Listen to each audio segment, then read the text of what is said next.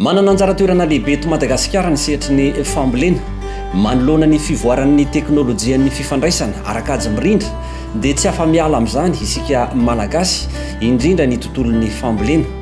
ho fanamorana sy fampivoarana ny famokarana dia misy ny fiarah-miasa akaiky eo amin'ny ministeran'ny fambolena sy ny fiompiana ny ministeran'ny fampiroboroboana sy ny fanovana ny haitao araka-aja mirindra ny poste ary ny fifandraisan-davitra miaraka amin'ny tohana ara-teknika ny FAO sampandrarany firenena mikambana misahana ny sakafo sy ny fambolena ny amin'ny fampidirana izany eo amin'ny fambolena. Fampiasantsika ny haitao ara-numerique eo amin'ny sehatry ny fambolena dia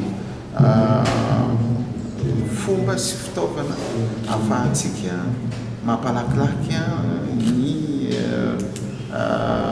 vokatra amin'ny fanohanana indrindrindra ny tantsaha fa koa fahazona ny totanisa sy ireo vaovao izay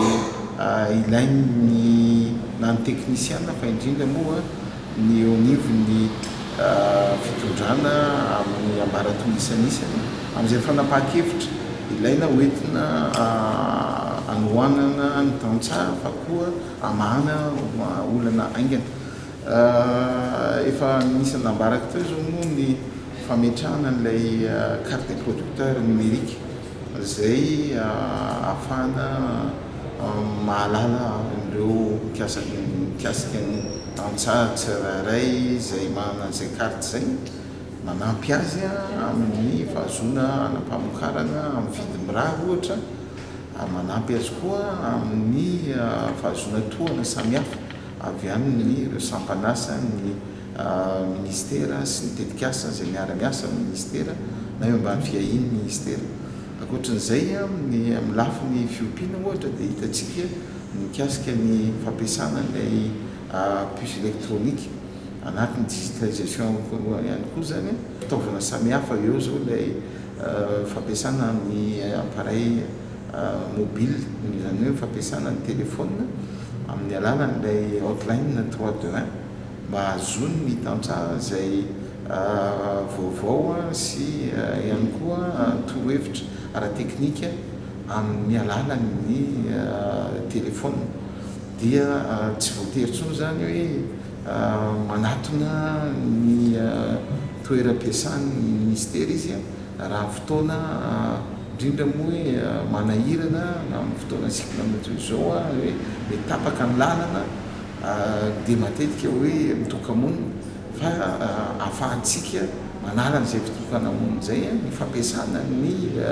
digitalisation numérique ary tsara manamarika fa fiara-miasa akaiky izay efa natomboka efa elaela ary amafisina hatrany ireo ministera anankiroa ny ministera ny développement numérique ny poste sy ny fifandraisan-davitra ary ministera ny fambolena sy ny fiompiana no mitohy ary ankehitriny moa dia tohanany ny FAO izany ezaka rehetra zany mba hanatrarantsika ny tanjona ny amin'ny fampitomboana ny vokatra ara-tsakafo dia ny tondro amin'izay fahavitantena ara-tsakafo dia velano fahasivy napetraka ny filoam-pirenena andrarajoelina izay efa irosony ny tantsaha sy ny teknisiana ny ministera ary ireo mpiara-mibanaka toy ny FAO sy ny ihany koa misehatra tsy miankina ny ao amin'ny société civile. Notanterana teny Ankorondrano Antananarivo ny 10 febroary 2024 ny atrikasa fanehoana izany haitao araka-aja mirindra izany eo amin'ny tontolon'ny fambolena.